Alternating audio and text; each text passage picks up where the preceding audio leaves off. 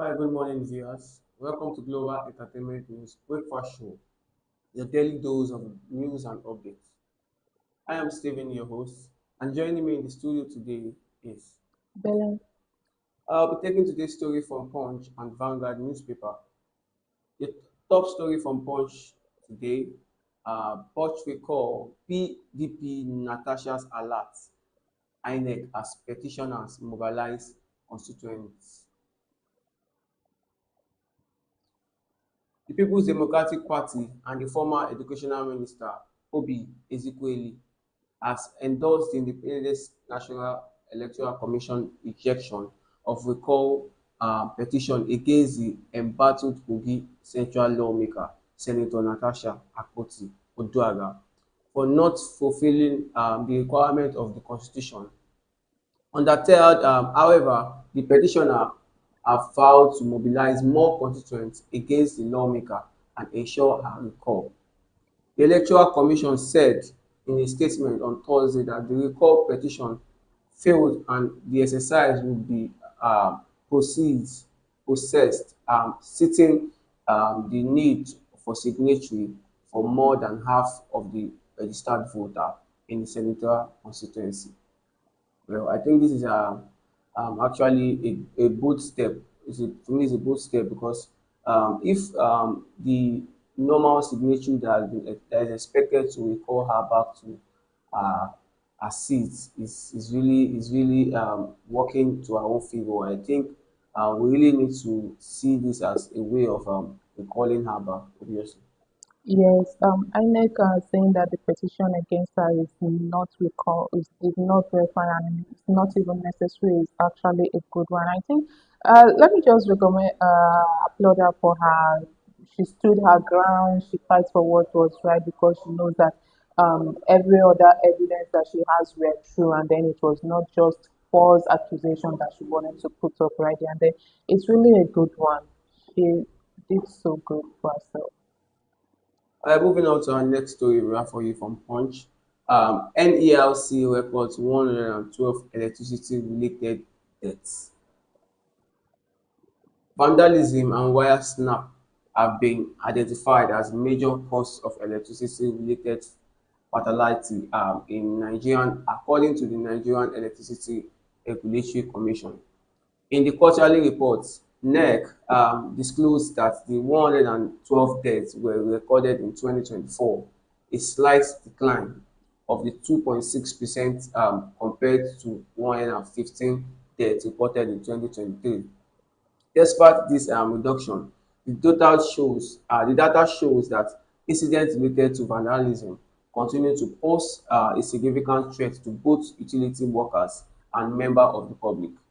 The Punch also observed that the total number of injuries in 2024 was 95, representing a decrease of 6.9% from 102 recorded in 2023. The next report highlighted that the fatality were unevenly distributed throughout the year, with some quarters recording significant spikes. Well, I think this is actually is a plus, knowing the And fact that there is a reduction out of 115 to 112 from 2023 2024. It's to me, I see it as a plus because we really need to start uploading or giving kudos to the Nigerian Electricity Regulation Commission because it's not actually easy. They've been through a lot. They went through a lot last year talking with the fact about of the talking about blackout and everything. talking about that, like giving upload to the electricity. Are you trying to say that the bare minimum of it is actually something that we needed to be already jubilating about? This is just one of the things about Nigeria. We feels like when someone shows a flash and flash of taking accountability for their fault, it feels like they have already feels like they are guilty enough. This is not anything of a plus to us. This is not anything. Both the electricity related workers and those that are vandalizing the place, the space, is like both of them are just some kind set of people that they don't even know what they are doing.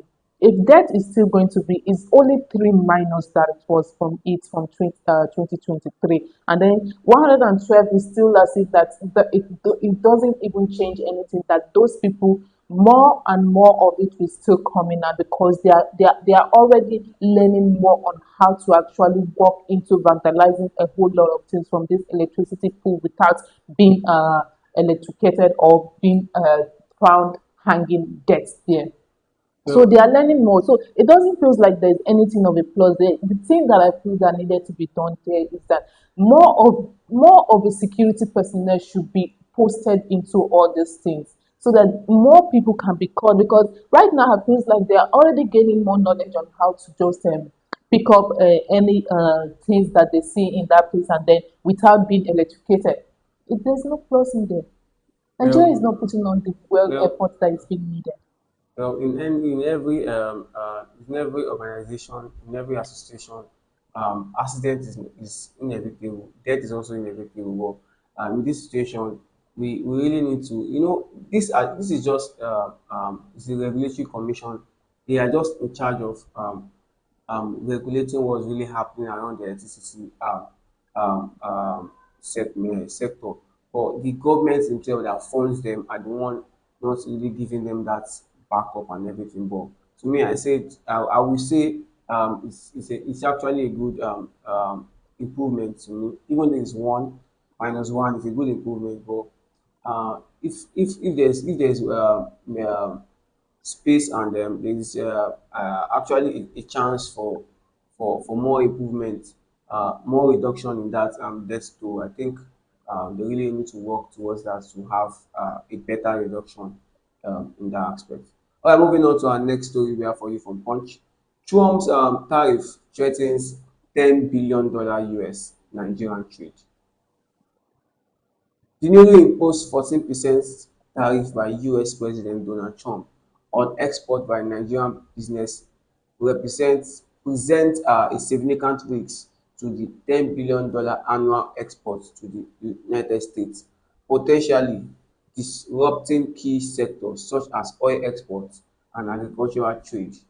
Expert and trade association concerned about the potential global trade war stated on Thursday. The economic expert, in separate interview with The Punch, noted that the policy, which would raise the price of goods and services for consumers, would weaken the standard of living, slow down manufacturing activities, hinder international trade, and cons- uh, so weaken demand for Nigerian oil in the US, one of its key markets. Wow, I think this is really, really alarming for the Nigerian market, because with the rate of which dollar is even being state on the market sef, I don't think I don't think we exporting things or importing things from the US now would be a better idea, because with the kind of tariff the Trump has actually placed, 14% alone is on the highest they form. I think it was from 10% or so. But having a 40% increase in things like this is really, really going to affect so many things in the country. Well, talking about that, you don't think that Nigeria is really going to be importing anything. The problem that we are having now is the dollar increase, that our the exchange rate between Nigeria and the US is actually different, and then it's really going to affect a whole lot of things. Yes, a lot of people is still going to abide with that 14% tariff hike, and then many people is still going to go ahead to import things into Nigeria. But the problem I'm seeing now is that most of these things are not being taken into actions to actually work with. Because if we needed to look into this thing, 14% of it is not so high that it can be. But right now we are facing a whole lot of things in Nigeria, that both the inflation and the economic and everything in Nigeria right now needed a better setup, but it's not being done. 14% is not supposed to be high, but right now the dollar exchange, it's something that we are going to be scared of, because if they're going to import more things into Nigeria, we should be ready that there's going to be a more hike in prices. It's something that you can get for at least of 2,000 naira, then you're going to know that you're going to get it times two of it. Well, what help Nigeria also? but it's not actually easy with what the economy is actually facing now. We have, And let me explain this, that we have few companies in Nigeria that actually produce many things that we needed. So if you're going to say that Nigeria is not going to be important, then what about some of the things that we are using? Let me say out of 100% of it, let me just say that 60% have been imported from outside country to Nigeria. So how are we going to say that, okay, because of the tariff hike, and then Nigeria needed to stop importing? The rest of the thing, how are we going to deal with it? well, If the dollar that is being high right now, the appreciation, the depreciation of naira falling, and the rising of naira into, like, if it has to be done in a good way, that this thing has to be in, like, nothing is going to be like, oh well, even if the tariff hike of the US is being increased or decreased, we know that our the naira is not being shaken or being depreciated by the dollar, then we can still afford some things. But right now, we are already facing another things that we don't even know how we are going to go about it. all right, moving forward to our next story from Punch. Maximum tears as Lagos commuter run at the Independence Bridge closure bites very hard. Commuters and motorists in Lagos endured hours of gridlock on Wednesday till the wee hours of Thursday, following the closure of the Independence Bridge located in the Falomo area of Lagos State for maintenance and rehabilitation. The Federal Controller of Work in Lagos State, Olukorede Kasha, has disclosed on Monday in a statement that the bridge will remain closed until the end of May 2025. According to her, the closure would affect traffic travelling from the Ahmadu Bello Way to Odetola Odeko towards Marina Eko Bridge and Oneko by Zone 2 Police Command Headquarters. Yeah, with, I think in the kind of state we are, we really need to try to um, um, be patient enough to for positive things in this country, because this bridge actually is actually a major link to so many places in Lagos. But now that the Lagos state government has come outside to tell us that this bridge is going to be closed till May, the end of May, I think it's really going to spike a lot of traffic in Lagos State, or with the kind of traffic we do have on a normal day in Lagos State. I think at this period of time it's going to be worse, because I actually had a complaint from one of my friends. I was traveling. It was like, on a normal day, a road that is supposed to pass for just 10 minutes, it took him almost an hour to pass there due to the hike of traffic and everything. And I think it's for the betterment of the state, and we I think if Lagosians you're really going need to be to. saying that it's for the betterment of the state, I feels like, yeah, for the Lagos state government already knew the population in Lagos as well, that if some things like this is going to be done, there should have been another alternative being provided for all these things Yeah, there are so to many do. alternative But routes. that is not still enough for it to put on this.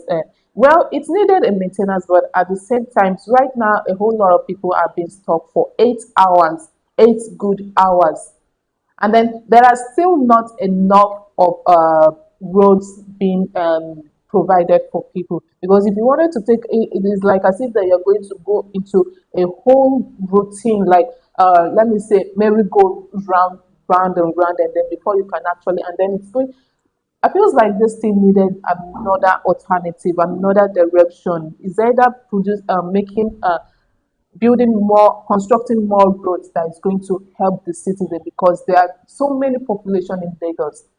Well, when it comes to constructing more roads in Lagos, I don't think, to me, it's something I would say might not be possible, because most of everywhere in Lagos is very, very tight, and except we have to make a construction out of nowhere. The only thing that can help more movement in Lagos State is actually bridges, because every ground floors are almost taken already, and more population keep coming in into Lagos and everything. Lagos is the only I think, if I'm not mistaken, the only state in Lagos in Nigeria that has an international airport. So it's tend to have more population coming into the country and everything. So I think when it comes to constructions like this and maintenance of roads like this, they are always keen to be more traffic. And yeah, the alternative routes have been made already. They are already below way looking into the zone 2 area as being an alternative to cater that maintenance of where it's a good step. And but in the nearest future we should be expecting more and a better road in Lagos State. Alright, moving on to our next story from Punch. NCAA to sanction airline over deportee maltreatment. The Nigerian Civil Aviation Authority has strongly cautioned international airlines against the increasing complaints from passengers who are transported partway to their destination only to be deported back to Nigeria. The NCAA criticized this practice, emphasizing that it has led to considerable distress for passengers and damages the reputation of Nigerian aviation industries. The NCCA's Director of Communication Protection and Public Affairs, Michael Achimogwu, announced this in a signed statement on Thursday. This action will involve the refusal of boarding or denial of entry and intermediate or transit stop due to the visa and travel restrictions and completely unacceptable, uh, as he said. Well, I think this is actually one of the worst things that can actually happen to a man. Just imagine someone for the first time getting a visa, going through embassy stress and everything, and you are meant to travel to a particular place, and and that journey is a two-way journey, and you got to the first way of the journey, and you are being harassed and given a how would I call it? Deportation, being deported back.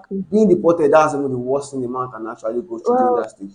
that is actually something that we needed to look into. Yes, I know there's going to be like this is not a fair thing, but I feels like if we the Nigerian aviation as well take we their own citizens very serious and treated them the way they needed to be treated, this won't be happening because you hear that there's a war in this place or the people are being deported from different countries and different states, and then their leaders are already bringing out planes to go and bring back their people. But Nigerian is going to take them 365 days before they can actually figure out how they can go to that place and bring back their people. And then it's really something because it's the way you treat your people that outsiders is going to treat them.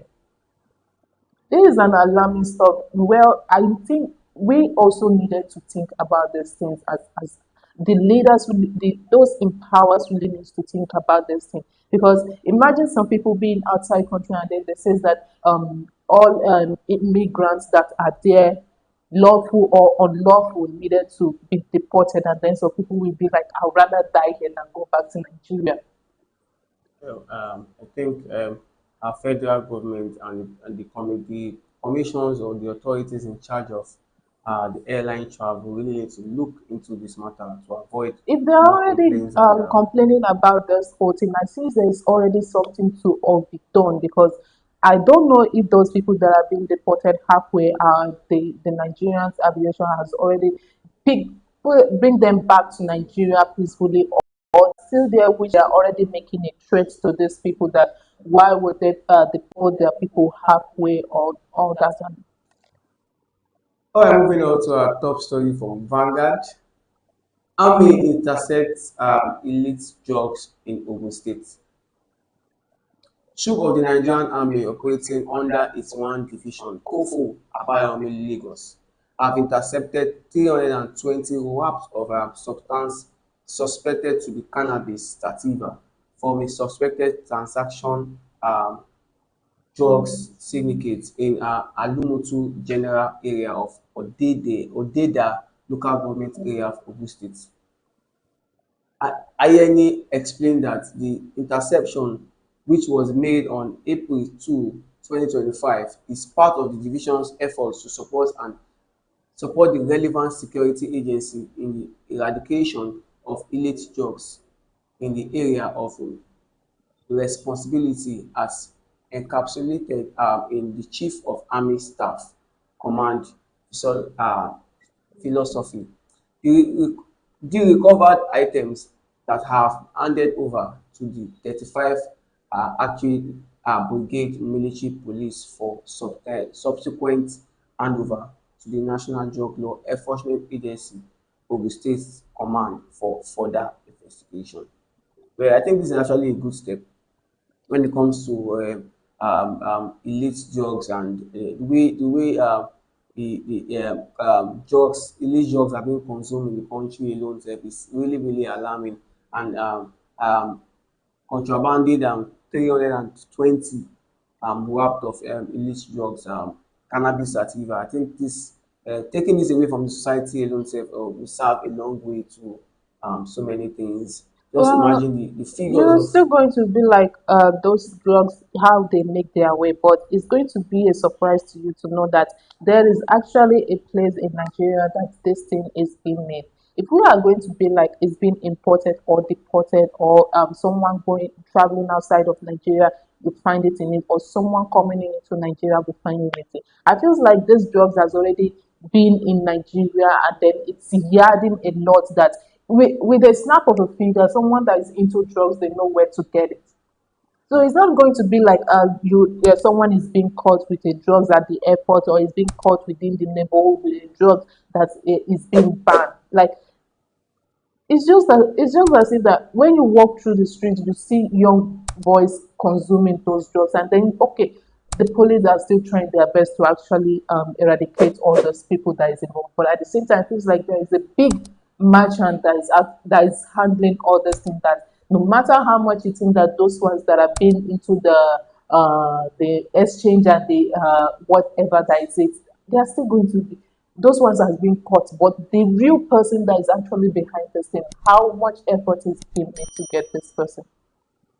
So I really want to applaud the army that took over that effect to arrest the person in charge of that transaction. All right, moving up to our next story from Vanguard. Day two of Independence Bridge closure. Chaos as Lagosian gun blames government.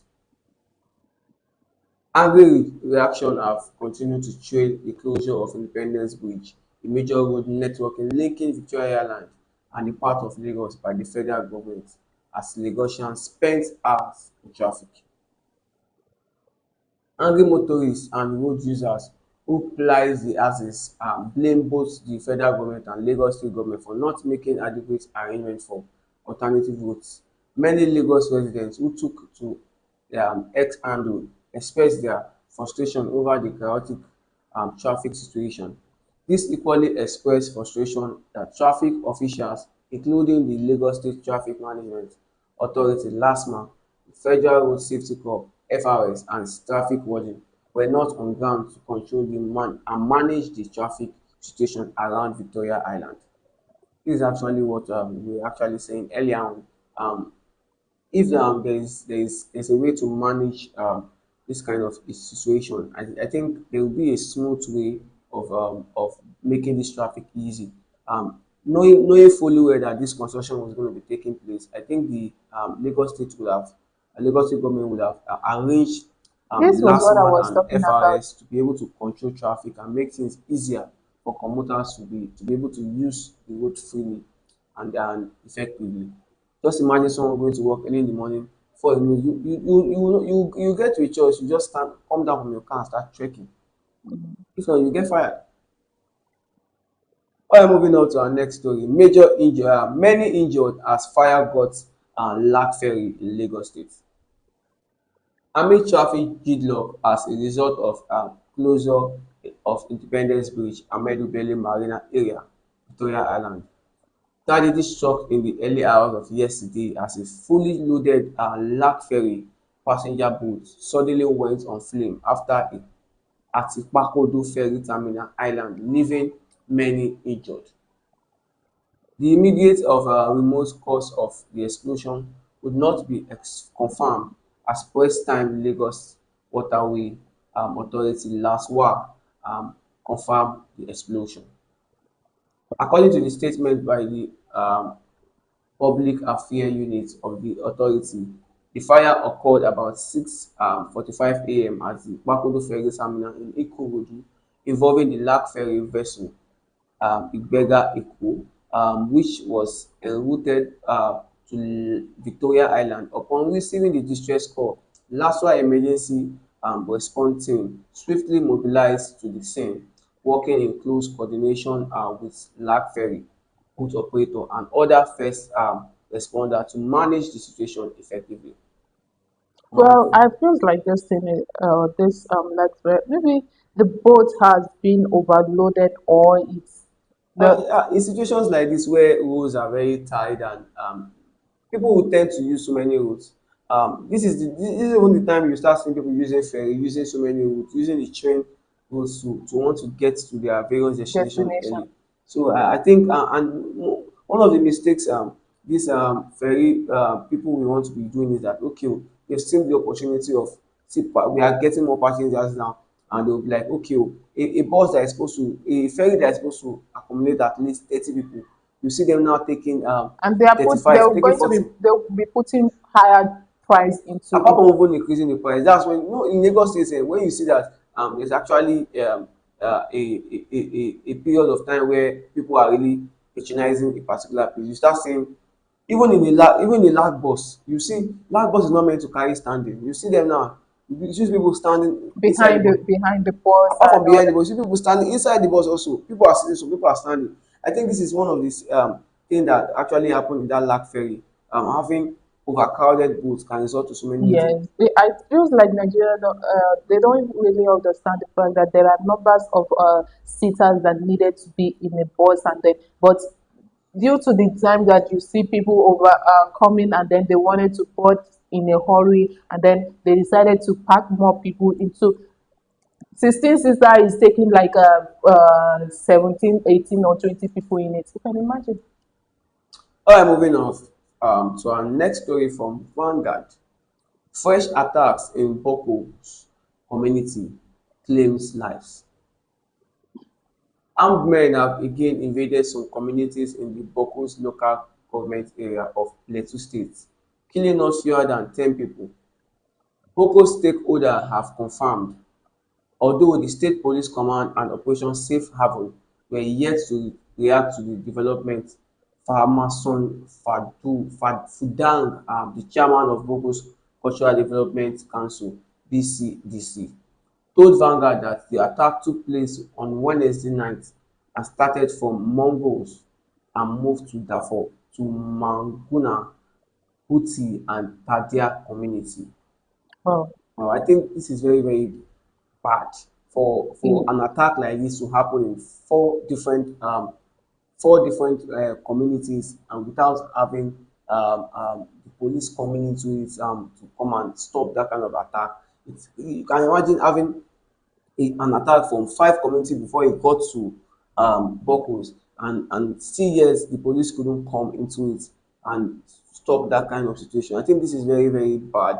And in the northern part of the country, especially Plateau to be precise, I see Plateau to be a very peaceful state till when I start hearing about killings like this and attack and attacks all like this. that. I think it's very, very bad. I think Well, the security personnel really needs to do much better because I feel like insecurity is becoming something that we don't really know that many people fears their life that they should not be attacking their various home and communities.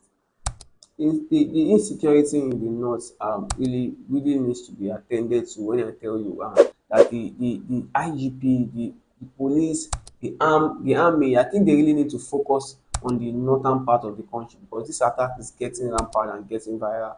We are really losing so many people in that part of the country, and I think the government really needs to look into this and channel a form of security, even though it's a state of emergency to the northern part of the country. Let's know what is really happening in that part and to stop things once and for all. All right, well, thank you. We've come to the end of today's program. Thank you for joining us on this breakfast show. I've been your host, Steven. Be sure to join us next time tomorrow. Don't forget to like, share, and subscribe on all our social media platforms for more updates and news updates on the world of news. I've been your host again, Steven. God bless you. Have a blessed day.